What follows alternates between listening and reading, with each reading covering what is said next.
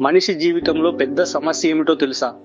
మనిషి ఎక్కువగా ప్రయత్నించడం, అవసరం లేని టెన్షన్, అవసరం లేని కంట్రోల్. లావో జూ చెప్తాడు, లైఫ్ని ఫోర్స్ చేయకు, నీకు అన్ని కంట్రోల్ చేయాలని ఉంటుంది.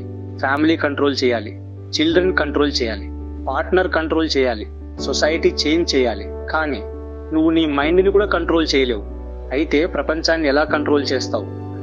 లావో జూ ఫిలాసఫీలో ఒక మెయిన్ పాయింట్, ఊ వే అంటే ఫోర్స్ లేకుండా జీవించడం నేర్చుకో. అలా అని లేజీగా ఉండటం కాదు, ఏం చేయకుండా కూర్చోవడం కాదు, అంటే ఫోర్స్ లేకుండా పని చేయడం. ఒక్కసారి ఆలోచించావా? నీరు ఎలా ముందుకు సాగుతుందో చూసావా? అది ఎవరికి ఎదురు తిరగదు, ఎవ్వరిని తోసిపుచ్చదు, శబ్దం చేయదు.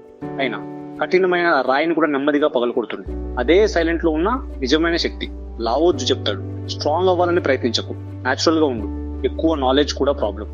ఇప్పటి వరల్డ్ లో అందరూ నాలెడ్జ్ కలెక్ట్ చేస్తున్నారు. YouTube videos, motivational speeches, books, courses, self help. Brain నిండిపోతుంది, కానీ మనసు ఖాళీగా మిగిలిపోతుంది. లావో జూ అంటాడు, మోర్ నాలెడ్జ్, మోర్ కన్ఫ్యూజన్. అంటే జ్ఞానం పెరిగితే గందరగోళం కూడా పెరుగుతుంది. సింపుల్ గా జీవించు, ఓవర్ థింకింగ్ తగ్గించు. నీ లైఫ్ సింపుల్ అయితే మైండ్ కామ్ అవుతుంది. కామ్ మైండ్ ఉంటే డిసిజన్ కరెక్ట్ అవుతుంది. లావో జూ చెప్పాడు, మనిషిని నాశనం చేసేది పరిస్థితులు కాదు, అతని ఈగో అని. నీకు ఇన్సల్ట్ అయితే వెంటనే రియాక్ట్ అవుతావు. ఎందుకు? ఈగో.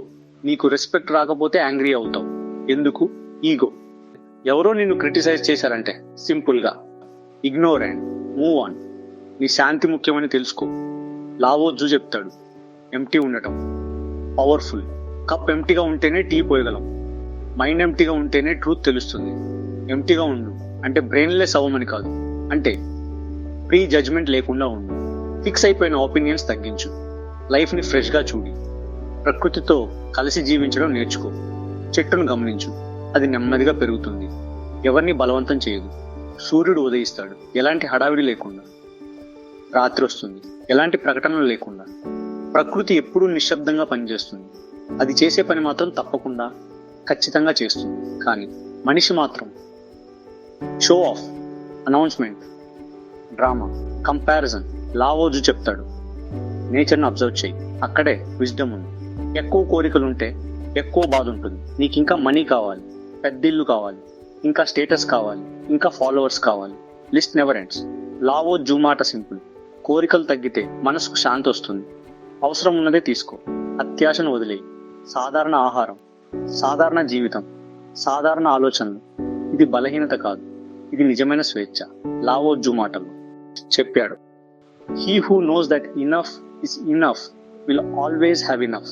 లైఫ్ ని పుష్ చేయదు, పీపుల్ ని కంట్రోల్ చేయదు, ఈగోని మెయింటైన్ చేయదు, డిజైర్ ని పెంచదు.